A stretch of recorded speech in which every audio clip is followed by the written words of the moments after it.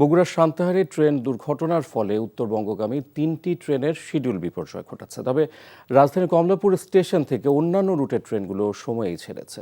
ঈদযাত্রার সপ্তম দিনেও রাজধানীর কমলাপুর রেল স্টেশনে ছিল যাত্রীদের প্রচণ্ড ভিড়। অতিরিক্ত যাত্রী সামাল দিতে হিমশিম খাচ্ছে রেলওয়ে কর্তৃপক্ষ। ট্রেনের কামরায় জায়গা না পেয়ে ঝুঁকি নিয়ে ছাদে উঠে যাচ্ছেন যাত্রীরা। তবে ছাদে ভ্রমণ ঠেকাতে রেলওয়ে কর্তৃপক্ষ সর্বাত্মক প্রচেষ্টার কথা জানালেও কাজের কাজ কিছুই হয়নি। আজ সারাদিনে ঢাকা থেকে 60টি ট্রেন ছেড়ে যাওয়ার কথা রয়েছে।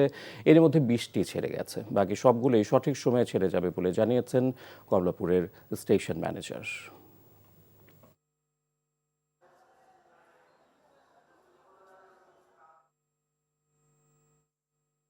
আমার ট্রেনটা ছিল সকাল 10:15টায়, একতা এক্সপ্রেস। ট্রেনটা বিলম্বের কারণে আমার ট্রেনটা ছাড়বে 4:50।